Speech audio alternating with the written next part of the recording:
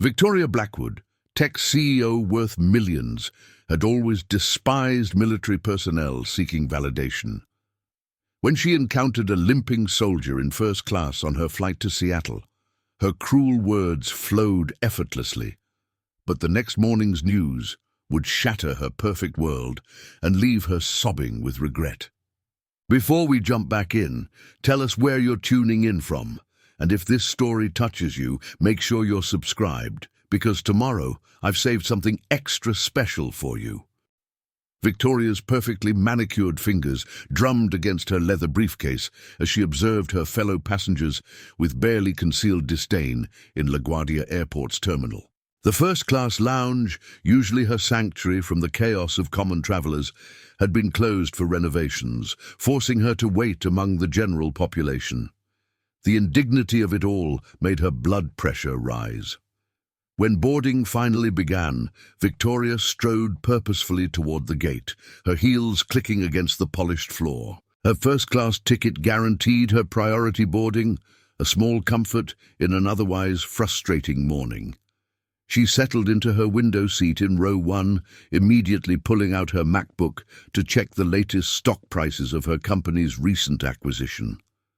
The peaceful bubble of her premium cabin space was soon interrupted by movement in her peripheral vision. A man in military fatigues was approaching her row, moving with a noticeable limp. Victoria's lip curled slightly. Another soldier, probably expecting special treatment just for wearing a uniform. She'd seen plenty of them in New York, always soaking up undeserved praise for their service. "Excuse me, ma'am," the soldier said quietly, gesturing to the seat beside her. "I believe I'm in 1B. Victoria barely contained her eye roll as she shifted her legs slightly to let him pass. She noticed his name tape read Sullivan, and his uniform bore a combat medic insignia. He carefully stored a worn backpack in the overhead compartment, wincing slightly as he reached up. "I suppose they gave you some sort of military discount for first class."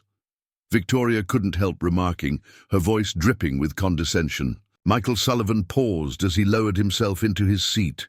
"No, ma'am, full fare." Victoria's perfectly shaped eyebrow arched skeptically. "Really? Usually your type expects everything handed to them.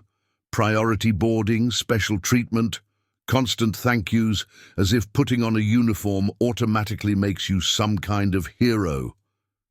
Several nearby passengers shot disapproving glances in Victoria's direction, but she ignored them.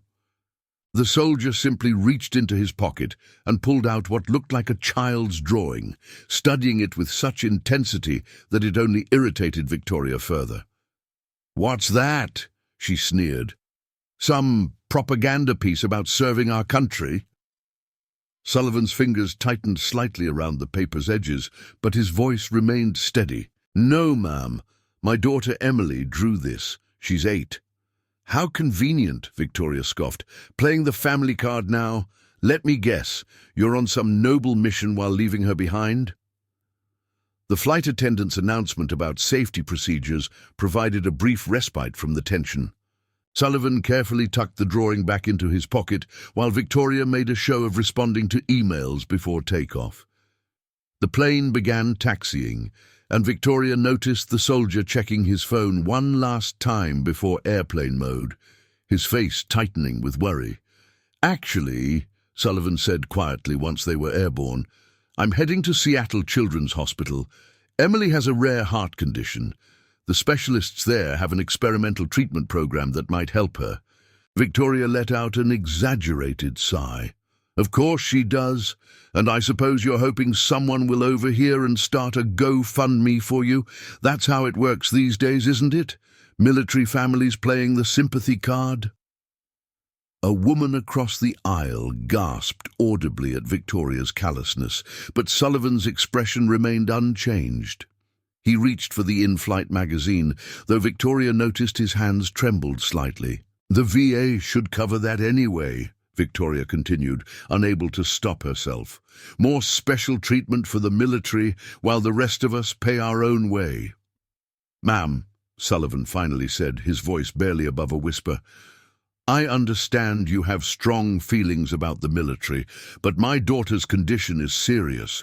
The VA doesn't cover experimental treatments.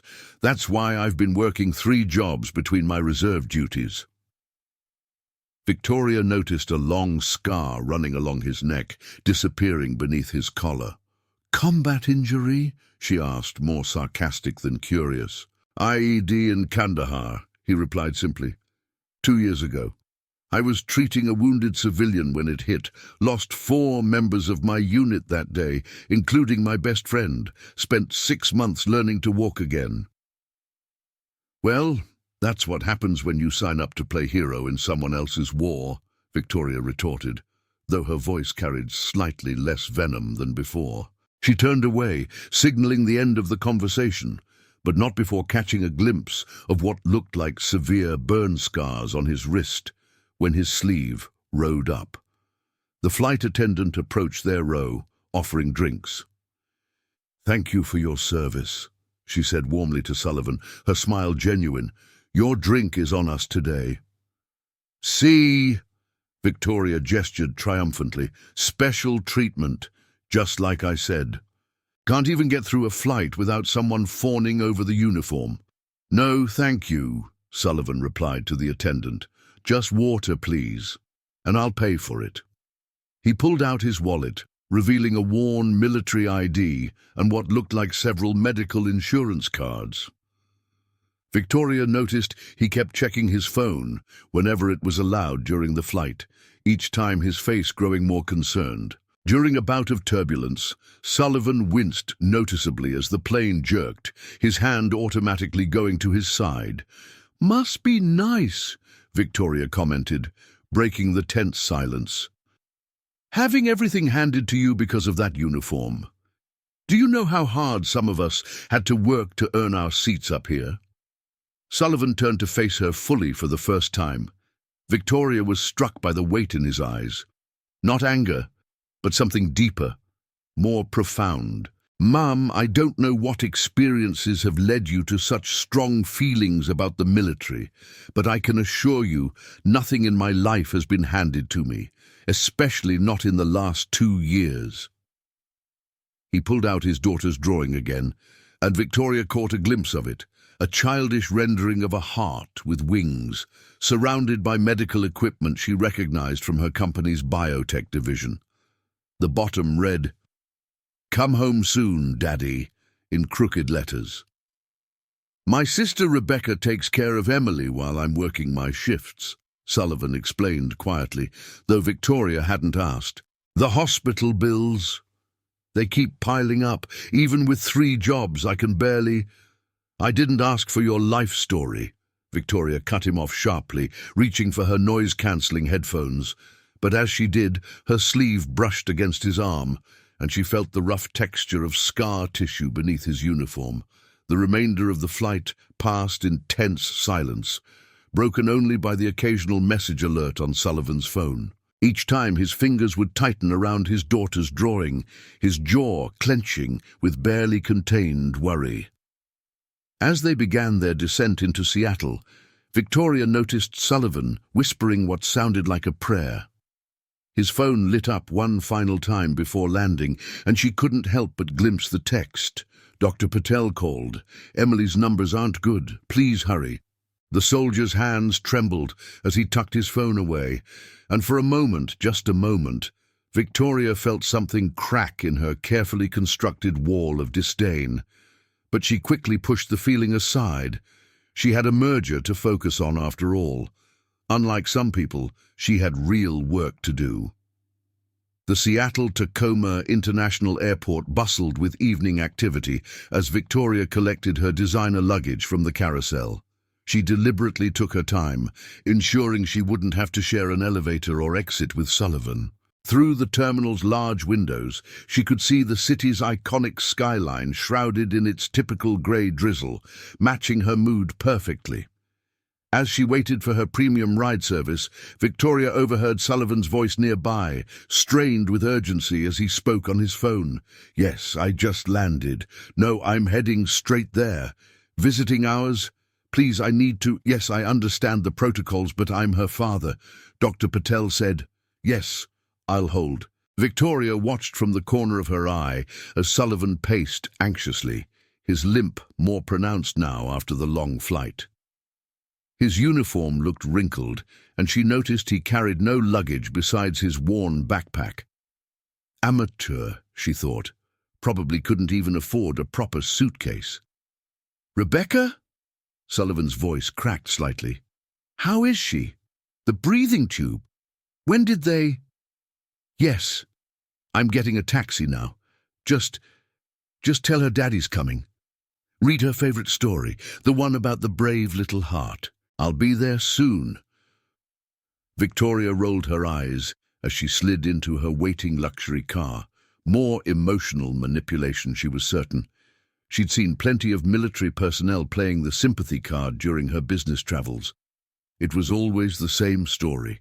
Some tragedy, some hardship, always expecting civilians to bend over backward to accommodate them. The drive to her five-star hotel took longer than expected. Seattle's notorious traffic made worse by the rain. Victoria used the time to check her emails, deliberately pushing thoughts of the flight encounter from her mind. She had more important things to focus on, namely the major tech acquisition she was overseeing.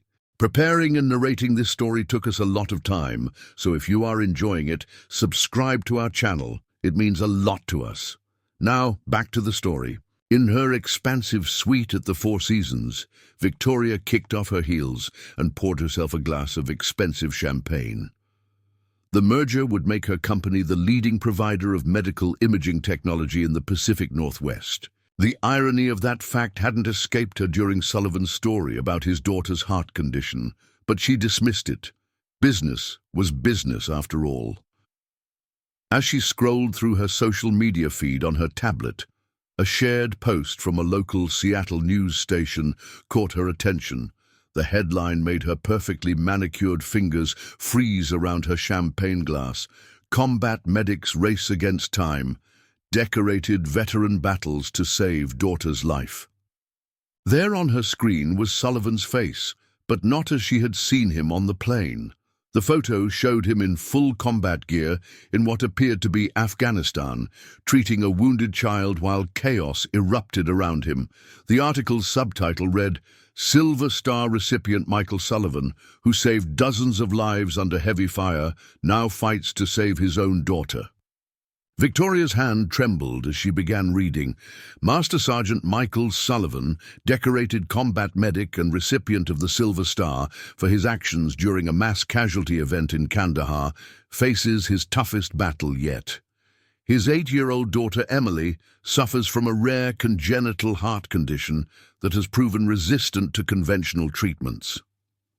The article continued, detailing Sullivan's heroic actions 2 years ago. During an attack on a civilian medical clinic, he had continued treating patients even after being severely wounded by an IED. Despite suffering third-degree burns and shrapnel injuries, he had carried 2 injured children to safety before the building collapsed. The same dedication that earned him the military's 3rd highest honor now drives Sullivan to work 3 jobs while serving in the reserves, the article read.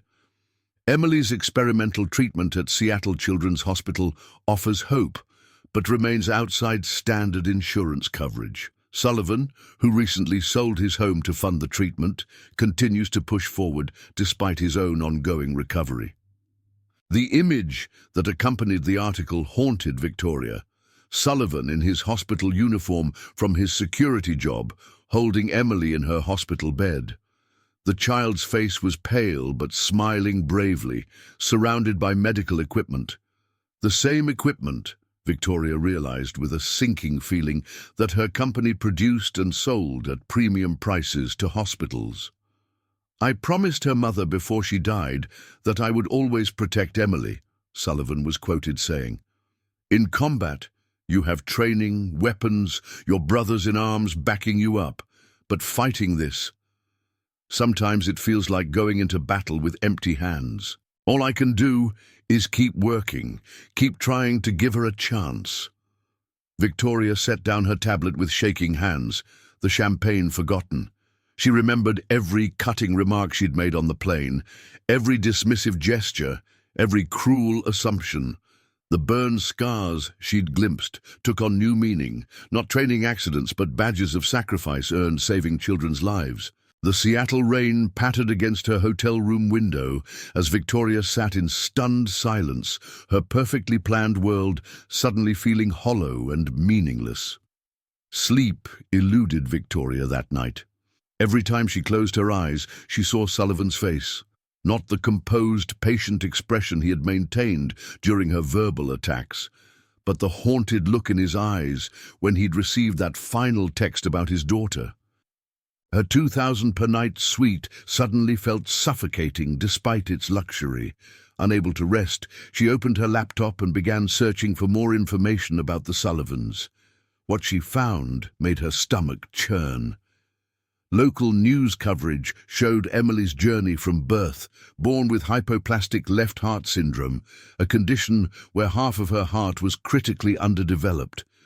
Her mother, Karen Sullivan, had died from complications shortly after the delivery, leaving Michael to navigate both new fatherhood and devastating loss. Despite his grief, Sullivan had remained an active duty combat medic, creating a support network of military families to help care for Emily. The articles described how he would video call her every night from Afghanistan, reading bedtime stories and singing lullabies, never missing a day until the IED attack left him unconscious for 3 weeks. Victoria's fingers trembled as she found footage from a military ceremony. Sullivan stood at attention, severely bandaged, but insisting on standing as he received his Silver Star. The citation described how he had saved not only his fellow soldiers, but also 37 civilians at the medical clinic, including 12 children. Even after the explosion threw him 20 feet and set his uniform ablaze, he had continued treating patients and coordinating evacuations. A recent local news segment showed Sullivan at his security job, monitoring hospital corridors during the night shift. The reporter explained how he worked this job after his day shift as a paramedic, catching sleep in his car between shifts to maximize his earnings for Emily's treatment. His third job involved weekend work at a veterans rehabilitation center, where he helped other wounded warriors despite his own ongoing physical therapy. Victoria found herself on Seattle Children's Hospital's website, navigating to their cardiac units page. The experimental treatment program they offered used cutting-edge technology that her company's recent acquisition had made significantly more expensive. Her own business decisions had directly impacted families like the Sullivans. The irony struck her hard. Here she was, sleeping in a luxury suite while negotiating multi-million-dollar deals that would further increase medical costs, while just across the city, a decorated war hero worked 3 jobs just to keep his daughter alive. Unable to contain her curiosity, Victoria dug deeper into Sullivan's military record. The combat footage from the day of the IED attack left her breathless. Sullivan, already bleeding from shrapnel wounds, running through gunfire to reach injured civilians. The camera had caught the moment the explosion threw him across the clinic, yet somehow he had gotten back up, his uniform in flames, to carry 2 children to safety before collapsing. Her tech executive mind couldn't help but calculate the numbers. The experimental treatment program cost roughly $850,000, barely a dent in her company's daily revenue, less than her annual bonus, less than the fleet of luxury cars in her garage. She thought about the designer handbag she'd bought last week on impulse, its price tag enough to cover 2 months of Emily's medications. Dawn found Victoria still at her laptop, her perfect blowout now disheveled, her expensive silk pajamas wrinkled. She had spent hours reading about pediatric heart conditions, about combat medics training, about the psychological toll of serving in war zones while caring for a critically ill child back home. A new email alert popped up on her screen. The merger documents needed her signature to proceed with the acquisition that would effectively monopolize the medical imaging market in the region. Her finger hovered over the mouse, remembering Sullivan's trembling hands as he held his daughter's drawing. For the first time in her career, Victoria hesitated before signing a business deal. The numbers in the contract swam before her eyes, transforming into images of Emily's medical bills, of Sullivan sleeping in his car between shifts, of the burned and bandaged soldier standing proud to receive his silver star. The dawn light painted Seattle's skyline in soft pinks and golds as Victoria made her first decision of the day. She reached for her phone, scrolling through her contacts until she found the number she needed. Her company's head of charitable giving, someone she had previously considered a necessary corporate PR expense rather than a vital part of the organization. The phone rang 3 times before a sleepy voice answered. "Ms. Blackwood? It's 5 a.m. Get me everything you can about Seattle Children's Hospital's cardiac program," Victoria ordered, her voice steady despite her sleepless night. "And contact our legal team. We need to discuss creating a new foundation immediately." As morning light filtered through her hotel room windows, Victoria found herself doing something unprecedented, cancelling her merger meetings. Her assistant's shocked voice echoed through the phone as she delivered clear instructions.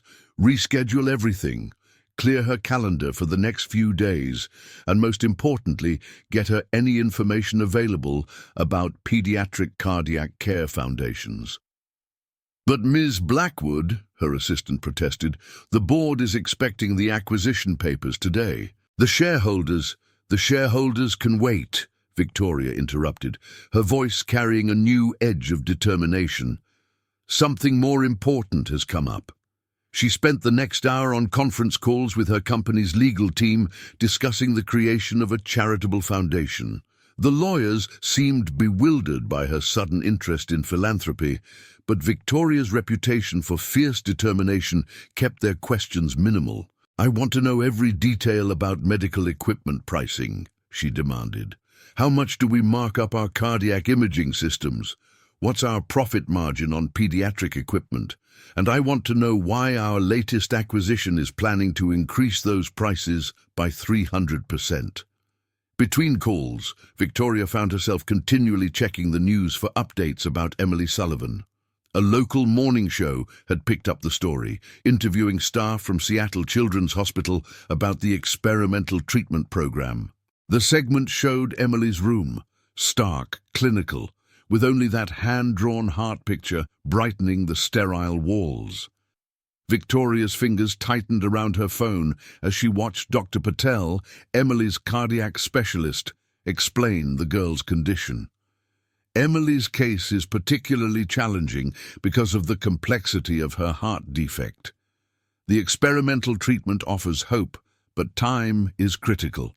Unfortunately, many families face similar financial barriers to accessing these innovative treatments. The image of Sullivan's burn scars flashed through Victoria's mind. A man who had run through fire to save strangers' children now couldn't afford to save his own daughter. The irony was bitter enough to chase away the taste of her premium room service coffee. Her next call was to the hospital's administrative office. "This is Victoria Blackwood, CEO of TechMed Solutions," she announced, using her most authoritative voice. "I need to speak with your chief of pediatric surgery immediately." While waiting for the callback, Victoria immersed herself in research about military medical coverage, the VA system, and the gaps in care for veterans' families. Her screen filled with stories similar to the Sullivans. Service members working multiple jobs to cover medical expenses, selling homes, draining retirement accounts. The system she had mockingly referred to as special treatment was far from the cushioned safety net she had imagined. The hospital's chief of surgery finally called back. Victoria spent an hour discussing the details of their pediatric cardiac program, asking pointed questions about equipment costs, treatment protocols, and success rates. When the conversation turned to funding constraints, Victoria felt something shift inside her. The same determination that had driven her to become a CEO at 35 now focused on a completely different target. What if, she proposed, her business mind racing with possibilities, we established a foundation specifically for innovative pediatric cardiac treatments, not just for one child, but for all the Emilys out there? The surgeon's excitement was palpable. Ms. Blackwood, that could change everything. We have the expertise, the technology. Funding is our biggest obstacle. Victoria glanced at her laptop, where the merger document still awaited her signature. The acquisition would have made her company the dominant force in medical imaging, allowing them to control prices across the region. Instead of signing, she began drafting a different kind of proposal. Her phone buzzed with another news alert. A local station was doing a live update from the hospital. Victoria's breath caught as she saw Sullivan in his security guard uniform, obviously just finishing his night shift, talking quietly with Dr. Patel in the hallway. Even through the grainy footage, she could see the exhaustion in his stance, the worry lines etched deeper than they had been on the plane. "We're discussing modifying the treatment protocol," Dr. Patel was saying to Sullivan, whose shoulders tensed visibly. "Emily's latest numbers." The feed cut away to the reporter, but Victoria had seen enough. She opened her banking app, staring at the numbers that represented her personal wealth. The figure that had once given her such satisfaction now felt like a weight, a responsibility she had never fully understood until now. With trembling fingers, she began typing an email to her board of directors. The opening line was simple but revolutionary. "I propose an immediate restructuring of our medical equipment pricing strategy, starting with pediatric cardiac care." The Seattle rain had started again, drumming against her window as Victoria Blackwood, for the first time in her career, prepared to use her power not to acquire and dominate, but to heal and help. Victoria's day became a whirlwind of activity. After sending her proposal to the board, she found herself making calls she never imagined she would make.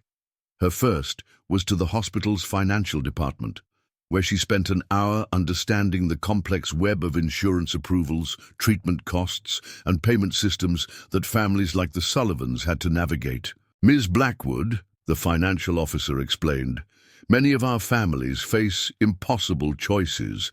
Even with insurance and VA benefits, experimental treatments often require substantial out-of-pocket payments. Master Sergeant Sullivan has been making weekly payments from his 3 jobs, but how much is the current balance?" Victoria interrupted, pulling up her banking app. The number made her pause, not because of its size, which was insignificant compared to her wealth, but because of what it represented. 3 jobs, endless night shifts, a decorated war hero sleeping in his car, all to chip away at a sum she could clear with a few keystrokes. But Victoria had learned enough in the past 24 hours to know that simply writing a check wasn't the answer. The system itself needed to change.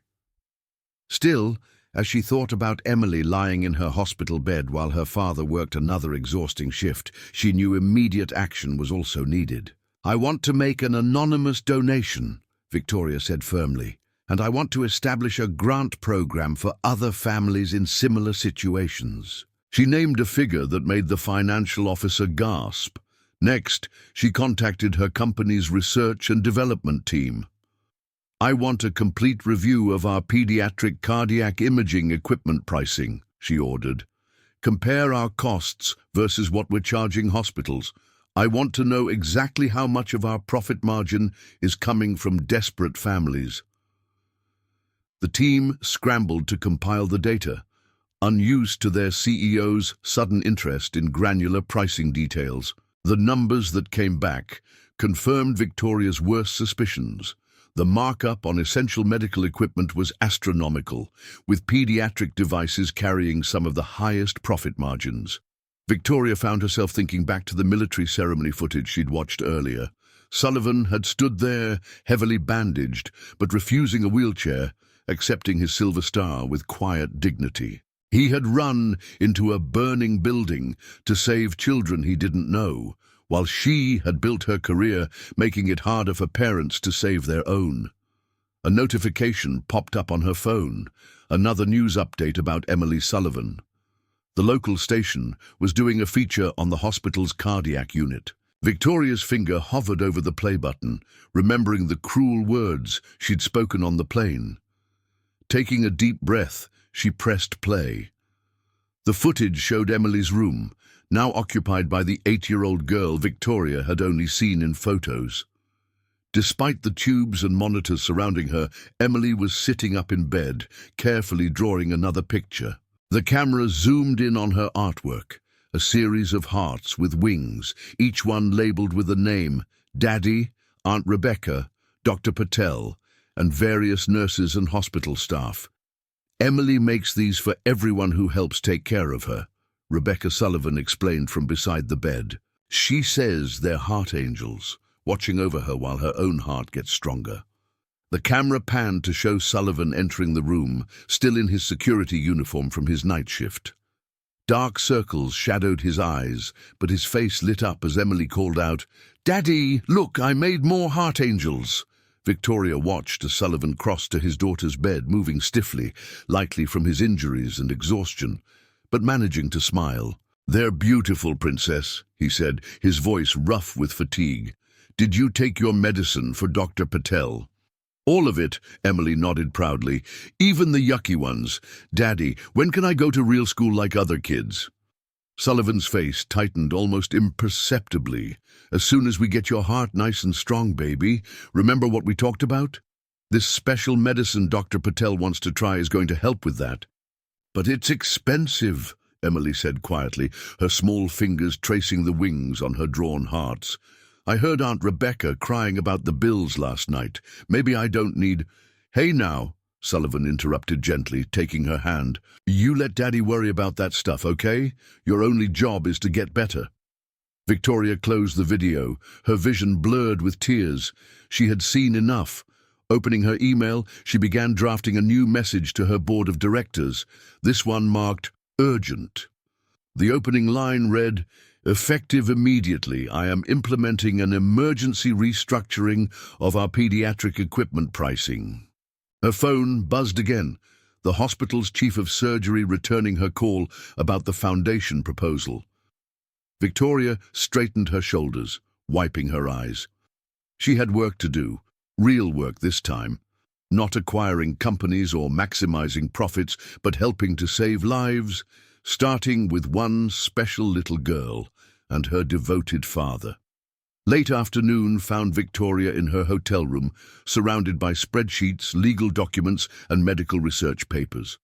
Her normally pristine suite looked like a war room, with papers covering every surface and her laptop open to multiple tabs about pediatric cardiac care. Her designer suit had been replaced by casual clothes, a first for her during business hours, as she worked tirelessly on her new mission. The board's response to her earlier emails had been predictably mixed. Some members expressed concern about the impact on shareholder value, while others saw the potential PR benefits. Victoria had spent hours on video calls, defending her position with the same fierce determination she usually reserved for hostile takeovers. "This isn't just about one case," she had argued during the last call.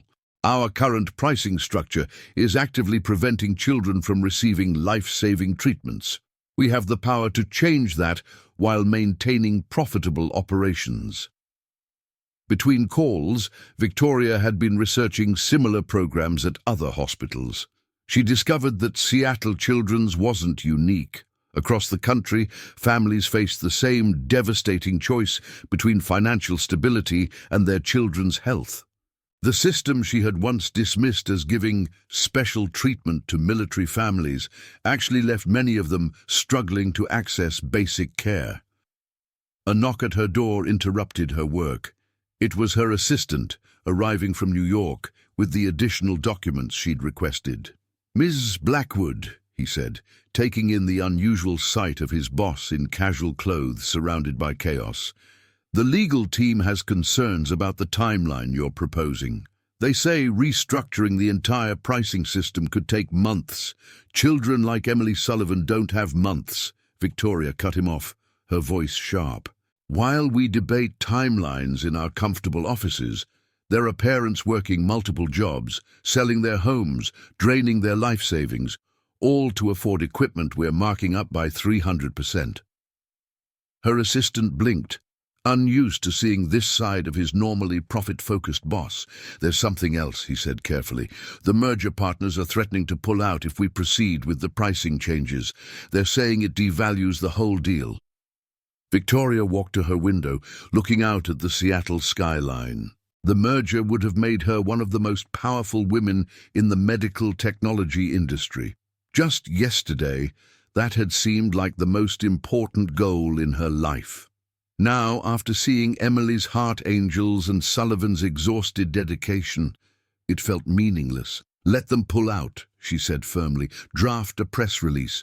We're going to announce the creation of the Heart Angels Foundation, starting with an initial endowment of $50 million from my personal accounts." Her assistant gasped. "Ms. Blackwood, your financial advisors can adjust their retirement projections," Victoria finished. "I'll still have more money than I could spend in 3 lifetimes. What I won't have is more time to do the right thing." She turned back to her laptop, pulling up the draft proposal for the foundation. The program would start with Seattle Children's Hospital, but would eventually expand nationwide. It would cover not just the cost of treatments, but also support services for families, housing near hospitals, transportation assistance, even income supplementation for parents who needed to reduce work hours to care for their children. Victoria had just finished another round of edits when a news alert caught her attention. The local station was doing a live update from the hospital. Her heart sank as she saw ambulances with flashing lights outside the emergency entrance. The reporter's voice was grave. "We're getting reports of a medical emergency in the pediatric cardiac unit. Sources say 8-year-old Emily Sullivan, whose story we've been following, experienced complications during a routine procedure." Victoria's hands trembled as she reached for her phone. She had spent all day working on long-term solutions, but right now, one little girl needed help immediately. She dialed Dr. Patel's office directly. "This is Victoria Blackwood," she said when the nurse answered. "I understand there's a situation with Emily Sullivan. I need to speak with Dr. Patel immediately about fast-tracking the experimental treatment approval." While waiting for the doctor to call back, Victoria paced her suite, her bare feet silent on the plush carpet. The irony wasn't lost on her. 24 hours ago, she had sneered at Sullivan's story about his daughter's condition, dismissing it as manipulation. Now she felt personally invested in Emily's survival, as if making this right could somehow atone for years of profiting from others' desperation. Her phone rang. Dr. Patel returning her call. Victoria took a deep breath, squaring her shoulders. She had built her career on being a tough negotiator, on getting what she wanted, regardless of obstacles. Now, finally, she would use that skill for something truly important. "Doctor," she said as soon as she answered, "I want to talk about Emily Sullivan's treatment options, and I don't want to hear the word impossible from anyone on your team." The next few hours passed in a blur of activity. Victoria had moved her command center from her hotel suite to a private waiting area in Seattle Children's Hospital, her laptop and papers spread across a conference table. Dr. Patel had just finished briefing her on Emily's condition. The complications had been serious but stabilized, though they highlighted the urgent need for the experimental treatment. "The problem isn't just approval," Dr. Patel explained, running a hand through his graying hair. "The treatment protocol requires specialized equipment. Our current imaging system isn't precise enough for the procedure we need to perform." Victoria's fingers flew across her keyboard. The new T9000 cardiac imaging system would work, wouldn't it? The one my company just developed. Yes, but those aren't even in production yet. The prototype is sitting in our Seattle research facility, Victoria finished. I know because I approved the testing schedule last month. She pulled out her phone, checking the time, nearly midnight. How long would it take your team to learn the new system? Dr. Patel blinked. We'd need at least a week of training, but Ms. Blackwood, that system hasn't even been approved for emergency authorization, Victoria interrupted, already dialing. I'm calling the FDA review board chair. He owes me a favor. She paused, looking at the doctor intently.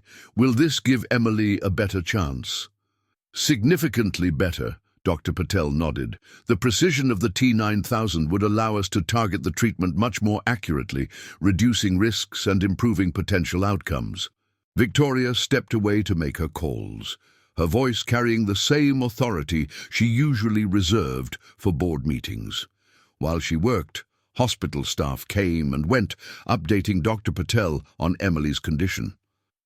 Through the waiting room windows, Victoria could see Sullivan sitting beside his daughter's bed, still in his security uniform, holding her small hand as she slept. Finally, after what seemed like endless calls and emergency approvals, Victoria had confirmation. The T9000 system would be delivered and installed within hours, with a team of engineers flying in to train the hospital staff. The FDA had granted emergency authorization for its use in pediatric cases, with Emily's treatment serving as the pilot program. As she hung up her last call, Victoria noticed Rebecca Sullivan standing in the doorway, looking exhausted but determined. The nurses told me you're the CEO who's been helping us, she said quietly. Why? Victoria felt the weight of her previous actions heavy on her shoulders. Because it's the right thing to do, she answered simply, and because I have a lot to make up for. Rebecca's eyes narrowed slightly. You're the woman from the plane, aren't you? The one who... She trailed off, her protective instincts for her brother evident. Yes, Victoria admitted, forcing herself to meet Rebecca's gaze. I was cruel and ignorant, and I will spend the rest of my life trying to make amends for that. Not just for Emily, but for all the families like yours. Before Rebecca could respond, there was a commotion in the hallway. Dr. Patel rushed past, heading for Emily's room. Victoria and Rebecca followed, their previous tension forgotten in their shared concern. Emily had woken up, her small face pale, but her eyes bright as she looked around at all the activity. Sullivan stood quickly, his protective instincts visible in his stance, despite his obvious exhaustion. Mr. Sullivan, Dr. Patel said, his voice carrying new energy, we have some news about Emily's treatment. Thanks to Ms. Blackwood here, we're getting new equipment that will allow us to proceed with the experimental protocol immediately. Sullivan turned, seeing Victoria for the first time since the plane. His eyes widened in recognition, but before he could speak, Emily's voice piped up from the bed. Are you another heart angel? She asked Victoria, pointing to the drawings now covering her hospital room walls. Daddy says angels come in disguise sometimes. Victoria felt tears threatening as she looked at the child's innocent face, then at Sullivan's surprised expression. No, sweetheart, she said softly. I'm just someone trying to help make things right. The equipment will be here within hours, Dr. Patel continued, checking Emily's monitors. We can begin preparations for the treatment tomorrow. Victoria watched as Sullivan processed this news, saw the hope fighting with caution in his expression. She wanted to apologize for her behavior on the plane, to explain her transformation, but now wasn't the time. Instead, she simply said, Your daughter's treatment is covered, Mr. Sullivan, all of it, and we're going to make sure other families get the same help. Emily's monitors beeped steadily in the background as Sullivan looked at Victoria, his eyes filled with emotions she couldn't quite read. But before anyone could speak further, Emily pointed excitedly at her window. Look, Daddy, the first star, can I make a wish? In the days that followed, Victoria barely left the hospital. She had converted one of the hospital's conference rooms into her temporary office, coordinating between medical staff, her company's engineers, and the Foundation's developing team. Her designer suits hung untouched in her hotel closet as she opted for comfortable clothes that let her move quickly between meetings and Emily's treatment sessions. The installation of the T9000 imaging system had gone smoothly, though Victoria had personally supervised every step, demanding perfection from the engineering team. She watched through observation windows as Dr. Patel and his staff trained on the new equipment, her heart racing every time they mentioned Emily's upcoming procedure. Between coordination efforts, Victoria found herself drawn to Emily's room, though she usually watched from a distance, not wanting to intrude on family moments. The 8-year-old had taken to drawing heart angels for the technical team, insisting that each engineer receive one of her winged heart pictures. Victoria had noticed one of the tough-looking engineers wiping his eyes after receiving his drawing.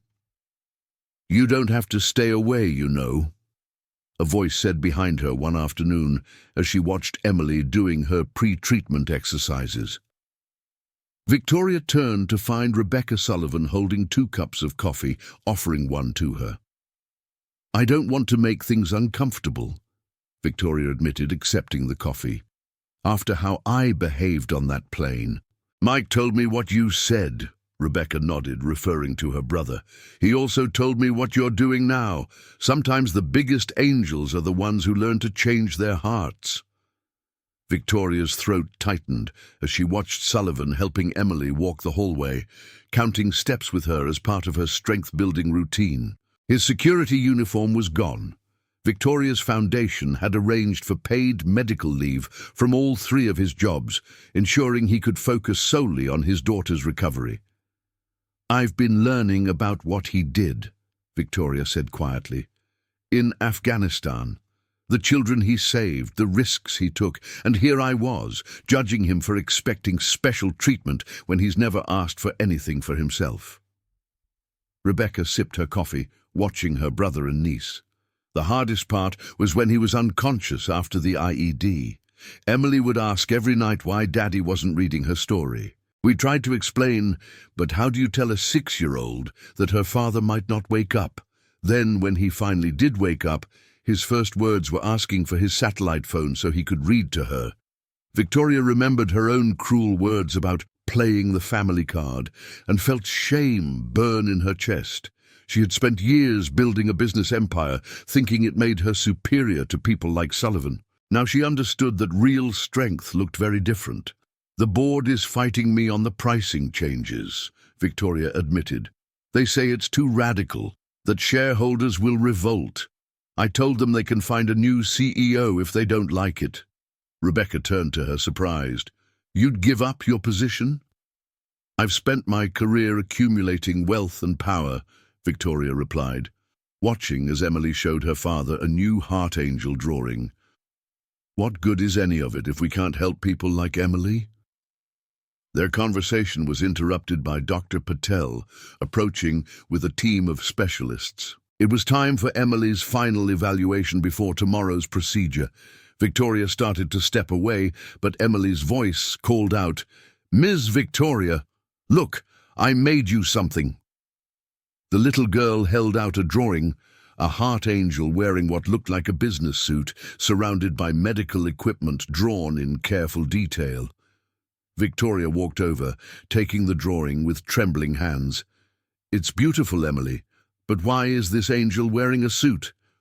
"Because she's a boss angel," Emily explained seriously. "Daddy says you're a boss who helps other bosses remember their hearts. And look, she has a phone to call other angels when kids need help." Sullivan cleared his throat, clearly emotional. "Emily, honey, the doctors need to check you now. Miss Blackwood probably has important meetings." "Actually," Victoria said, carefully folding the drawing and placing it in her pocket, "I'd like to stay, if that's okay. I need to understand exactly how our equipment will be used tomorrow." As the medical team began their examination, Victoria stood back with Sullivan and Rebecca, listening intently to every detail. Her phone buzzed continuously with messages from board members and shareholders, but she ignored them all. Tomorrow's procedure would determine not just Emily's fate, but the fate of countless other children who would benefit from the Foundation's work. Dr. Patel finished his examination and gathered them for a final consultation. Victoria noticed Sullivan's hands trembling slightly as the doctor began to speak, and without thinking, she reached out to touch his arm supportively. The gesture surprised them both, but neither pulled away as they listened to the treatment plan that represented hope for not just one family, but a complete transformation in pediatric cardiac care. The morning of Emily's procedure dawned clear and bright, a rarity for Seattle. Victoria had barely slept, spending most of the night reviewing every detail of the equipment setup and treatment protocol. Her hotel room lay untouched. She'd stayed in her makeshift office at the hospital, wanting to be available for any last-minute issues. The T9000 imaging system had performed flawlessly in the final tests, its precision exceeding even the engineers' expectations. Victoria had insisted on triple-checking every component, drawing on her years of technical expertise to ensure nothing was left to chance. The FDA representatives who had come to observe the emergency authorization implementation had been impressed by both the technology and the comprehensive support system she had put in place. At dawn, Victoria found herself in the hospital's small chapel. Though she hadn't been in any house of worship for years, she wasn't sure if she was praying or simply seeking a moment of quiet reflection, but her thoughts were interrupted by soft footsteps behind her. "I come here every morning." Sullivan's voice was quiet as he sat in the pew behind her. "Found myself doing it in Afghanistan too, before each mission. Different chapel, same prayers." Victoria turned slightly, seeing him in civilian clothes for the first time, jeans and a well-worn sweater that made him look younger, more vulnerable. "I'm sorry," she said, the words feeling inadequate. "Not just for what I said on the plane, but for being part of a system that made everything so much harder for families like yours." Sullivan was quiet for a moment, watching the early sunlight filter through the stained glass windows. "You know what the hardest part was?" he finally said. "Not the injuries, not the pain. It was lying in that hospital bed after the IED, knowing Emily needed treatment, and I couldn't do anything to help her. All the medals, all the thank you for your service comments, none of it meant anything when I couldn't save my own daughter." "But you never gave up," Victoria observed. 3 jobs, endless shifts, selling your home. "You do whatever you have to do for your kids," he shrugged. "Just like those parents at the clinic in Kandahar. They didn't care about the fighting or the politics. They just wanted their children to live. It's the same everywhere, isn't it?" Victoria thought about the foundation she was building, about the families it would help. "It should be a right, not a privilege," she said firmly. "No parent should have to choose between saving their child and keeping a roof over their head." Their conversation was interrupted by Rebecca arriving with Emily's favorite stuffed unicorn, a gift from her hospital nurses. It was time to begin preparing for the procedure. Victoria watched as Sullivan lifted his daughter from her wheelchair, carrying her despite his own injuries, pressing a kiss to her forehead as they headed to pre-op. The preparation area was filled with medical staff, all focused on their specific roles. Dr. Patel ran through the procedure plan one final time, his confidence bolstered by the precision capabilities of the new imaging system. Victoria stood back, letting the medical team work, but Emily's voice called her over. "Ms. Victoria, can you hold my heart angel drawings while I'm asleep? Daddy says they'll keep glowing even when I can't see them." Victoria carefully took the stack of drawings, each one representing a person who had helped in Emily's journey.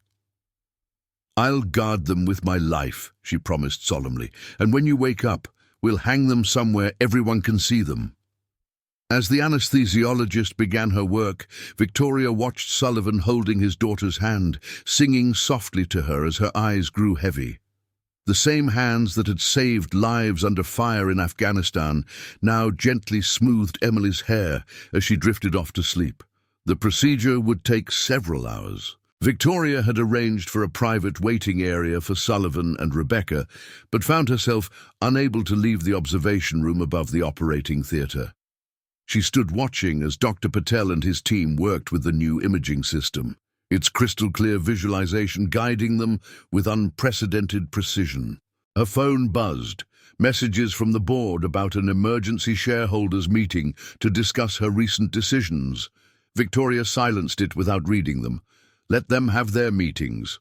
Some things were more important than profit margins and stock prices. Through the observation window, she could see Emily's small form surrounded by medical technology, some of it bearing her company's logo, all of it now being re-evaluated under her new pricing initiative. The T9000's displays showed Emily's heart from multiple angles, guiding Dr. Patel's skilled hands as he began the delicate procedure. Victoria clutched Emily's drawings, her own heart pounding as she watched the surgery unfold. In the waiting room down the hall, she knew Sullivan was probably pacing, his soldier's training warring with his father's worry. This battle couldn't be won with combat skills or military strategy. It would be won with technology, skill, and the dedication of everyone involved. The morning sun climbed higher as the procedure continued, its rays catching the edge of Emily's top drawing, a heart angel in a business suit, holding a phone to call other angels. Victoria smiled through her tears, realizing that sometimes the most important battles were won not with weapons or wealth, but with changed hearts and renewed purpose. Hours crawled by as the procedure continued. Victoria alternated between the observation room and the waiting area, where Sullivan and Rebecca maintained their vigil. She had arranged for meals to be brought in, though no one had much appetite. The hospital staff moved quietly around them, their respect for the family evident in every interaction. "Her numbers are stable," Dr. Patel reported during one of his brief updates. "The new imaging system is performing beyond our expectations. We can see details we've never been able to visualize before." He paused, looking at Victoria. "This technology, it's going to change everything." Victoria nodded, thinking about the meetings she'd had with her engineers about making the system more accessible to hospitals worldwide. "That's the plan," she said quietly. "No more families mortgaging their futures for basic care." As afternoon turned to evening, Victoria received an urgent message from her assistant. The shareholders' meeting had been heated, with several major investors threatening to pull out over her new initiatives. The board was demanding her immediate return to New York for an emergency session. Victoria's response was brief but firm. "I'm exactly where I need to be. If they want my resignation, they can have it, but the changes are non-negotiable." Around hour 6 of the procedure, Sullivan finally spoke about the day that had changed everything in Afghanistan. "We were treating children at the clinic when the attack started," he said, his voice distant. "I had just finished vaccinating a little girl about Emily's age. Her mother had walked 3 days to get her there." Victoria sat quietly, listening as he continued. "When the first shots were fired, all I could think about was Emily. How I'd promised Karen I'd always come home to our daughter. Then I saw that little girl's mother shielding her with her own body, and I knew every child there was somebody's Emily." Rebecca squeezed her brother's hand as he described the chaos that followed, the IED blast, the burning building, the children he'd carried to safety despite his own injuries. "The hardest part was in the hospital afterward," he admitted, "not being able to call Emily for her bedtime story, knowing she was waiting for me to read to her." Victoria thought about her own privileged life, about the times she'd complained about flight delays or hotel service. She thought about the cruel words she'd spoken on the plane, judging a man whose courage and sacrifice she couldn't have imagined. The surgery entered its 7th hour. Dr. Patel appeared briefly, looking tired but focused. "We're entering the final phase," he reported. "The precision of the new system has allowed us to complete steps we weren't sure would be possible. Emily's remaining strong. Sullivan's military training was evident in his composed exterior, but Victoria could see his hands trembling as he held his daughter's favorite unicorn. Rebecca had fallen into an exhausted sleep on the waiting room couch. Emily's heart angel drawing spread across her lap. "I never wanted special treatment," Sullivan said suddenly, breaking the tense silence. "All those years in the service, I was just doing my job. But Emily, she deserves every chance at life. Every child does." Victoria moved to sit beside him, her designer clothes wrinkled from the long hours of waiting. "I'm the one who needed to learn about real service," she admitted, "about using power and resources for something meaningful." The conversation was interrupted by increased activity in the operating room. Through the observation window, they could see Dr. Patel and his team intensely focused on the displays of the T-9000. The system's enhanced imaging showed Emily's heart from multiple angles, guiding the final and most delicate part of the procedure. Sullivan stood, moving closer to the window. His combat medic training allowed him to understand more of what he was seeing than most parents would. Victoria watched his face as he processed the technical details, saw the moment hope began to overcome fear. "The visualization is incredible," he breathed, watching the precise movements of the surgical team. "This is what you developed?" "Yes," Victoria replied, remembering the years of research and development that had gone into the system. "But we were thinking about profit margins, not patients, until now." The surgical team's movements became more focused, more purposeful. Dr. Patel's voice came clearly through the observation room speakers as he directed his team through the final steps. The T-9000's displays showed Emily's heart responding to the treatment, its rhythms growing stronger and more stable. Victoria found herself holding her breath, one hand unconsciously gripping Sullivan's arm in support. This moment represented not just Emily's future, but the beginning of a new approach to medical care, one where technology served humanity rather than profit margins. As the procedure entered its final minutes, the morning sunrise felt like a lifetime ago.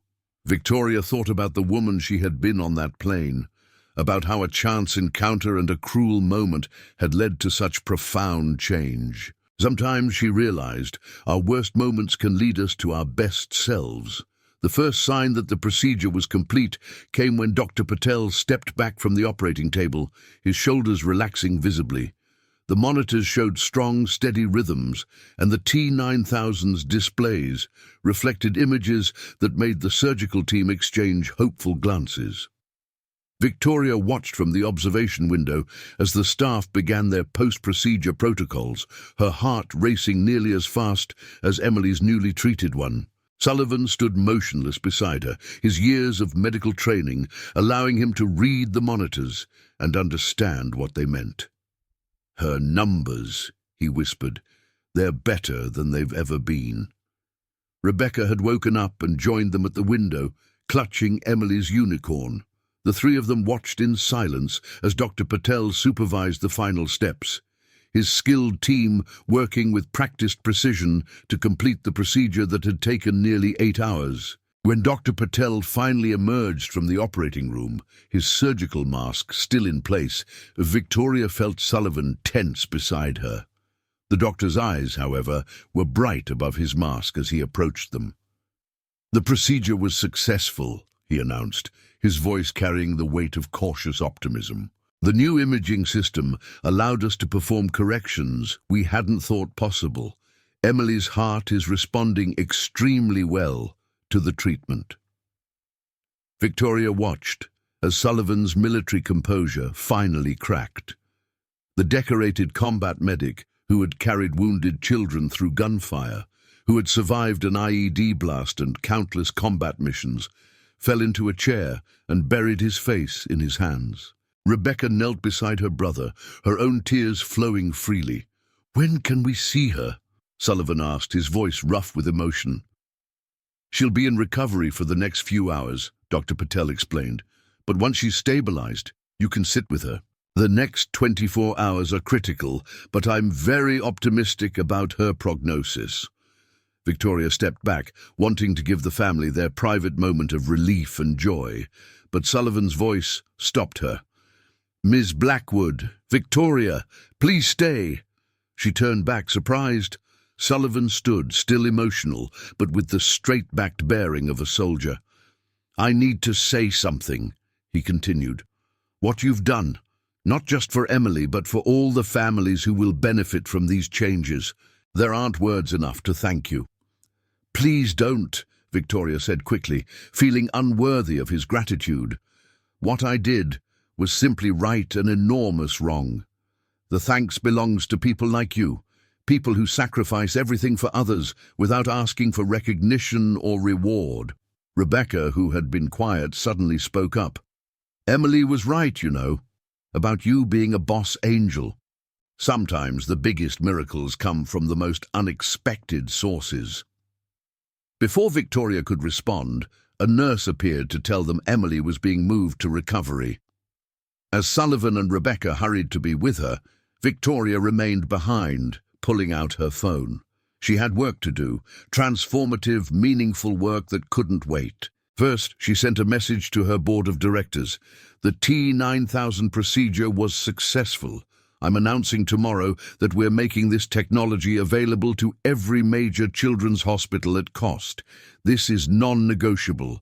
Those who don't support this initiative can buy out my shares." Next, she contacted her legal team about fast-tracking the Heart Angels Foundation's establishment.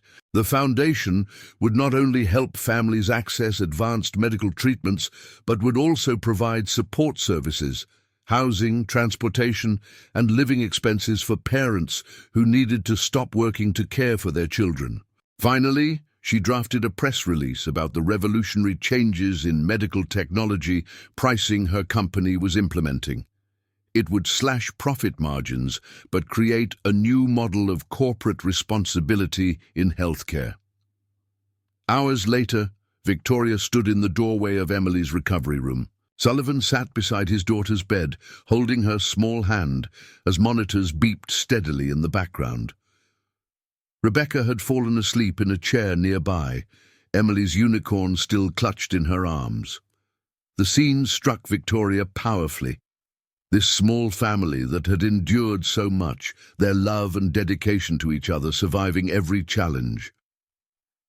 She thought about the woman she had been on that plane, so quick to judge, so blind to real courage and sacrifice. Emily stirred slightly, her eyes fluttering open. "Daddy," she whispered, "did the angels help fix my heart?" "Yes, Princess," Sullivan answered softly, his voice thick with emotion. "All your heart angels helped, especially the new one in the business suit." Victoria stepped back quietly, wiping tears from her eyes. She had board meetings to attend, shareholders to confront, and an entire industry to transform. But for now, watching a father hold his daughter's hand in a quiet hospital room, she understood what real power and success looked like. 1 year later, Victoria stood at a podium in Seattle Children's Hospital's newly renovated cardiac wing. The halls that had once felt sterile and clinical now bore colorful murals of heart angels, each one designed from Emily's original drawings. The T9000 imaging system that had saved Emily's life was now standard equipment in children's hospitals across the country. Its revolutionary technology available at cost to any facility that needed it. Today we celebrate not just the success of one treatment, Victoria addressed the gathered crowd, but a fundamental change in how we approach pediatric cardiac care. She gestured to the plaque being unveiled, the Heart Angels Foundation's first anniversary celebration. In the front row, Emily Sullivan sat between her father and aunt, her cheeks rosy with health. The 8-year-old had become 9, her recovery exceeding even Dr. Patel's optimistic expectations. She wore a special T-shirt for the occasion, decorated with wings and hearts, and clutched her ever-present sketchbook. Sullivan, no longer in his security uniform or military fatigues, sat proudly beside his daughter. The past year had brought changes for him too. He now worked as the Foundation's veteran liaison, helping military families navigate the complex healthcare system.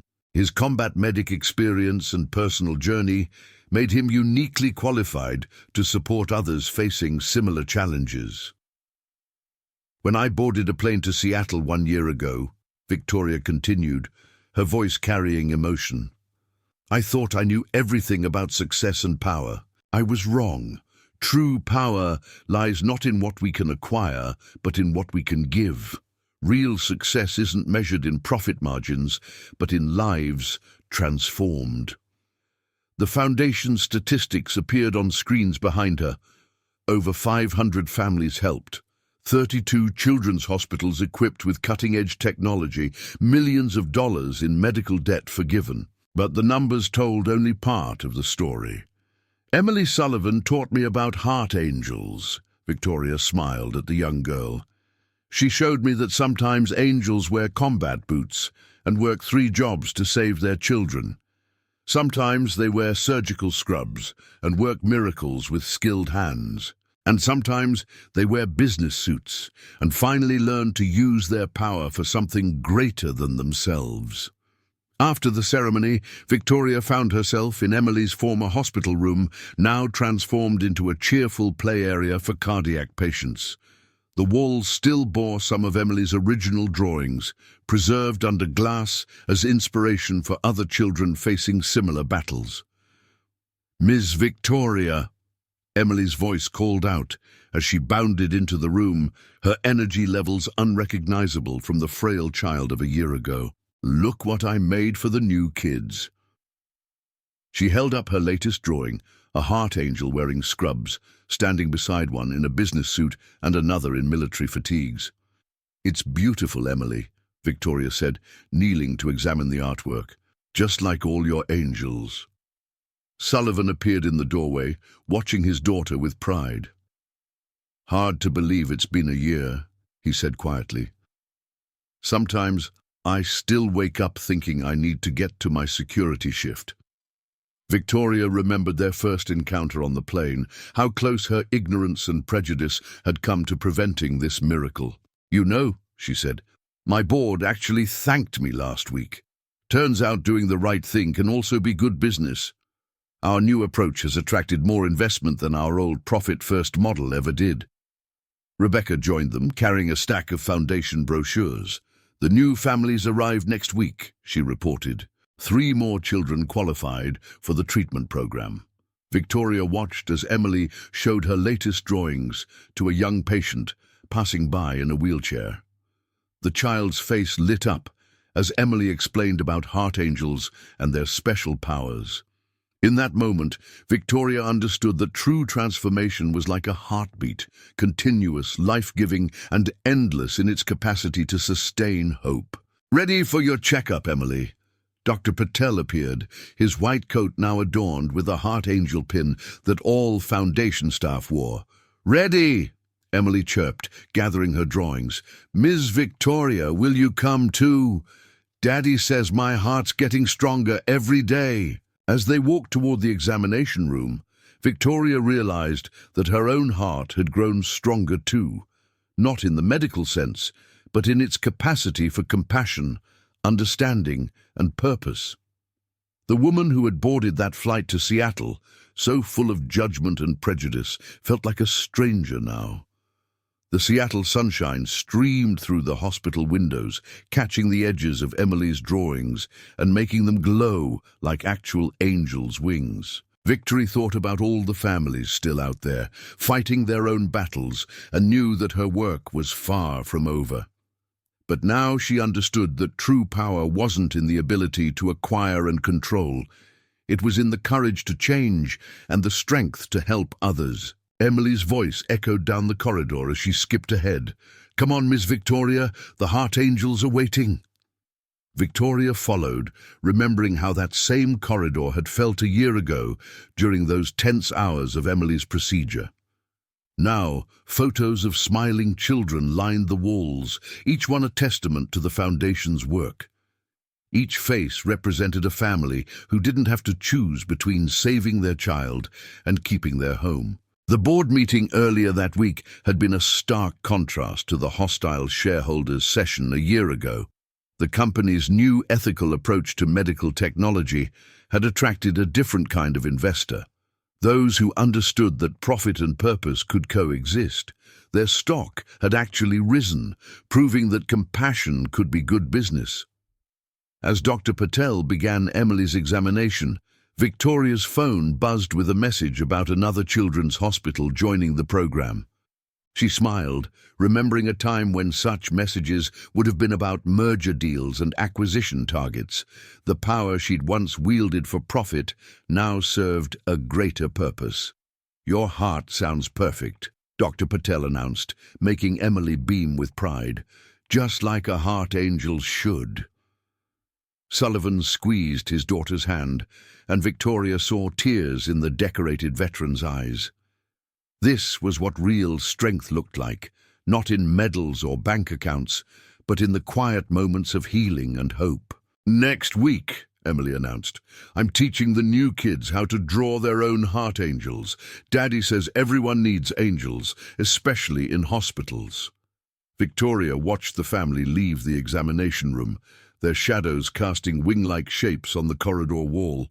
1 year had changed everything, not just for Emily, but for countless others. And somewhere high above Seattle, she liked to think, real angels were drawing hearts of their own. Up next, you've got 2 more standout stories right on your screen. If this one hit the mark, you won't want to pass these up. Just click and check them out. And don't forget to subscribe and turn on the notification bell so you don't miss any upload from us.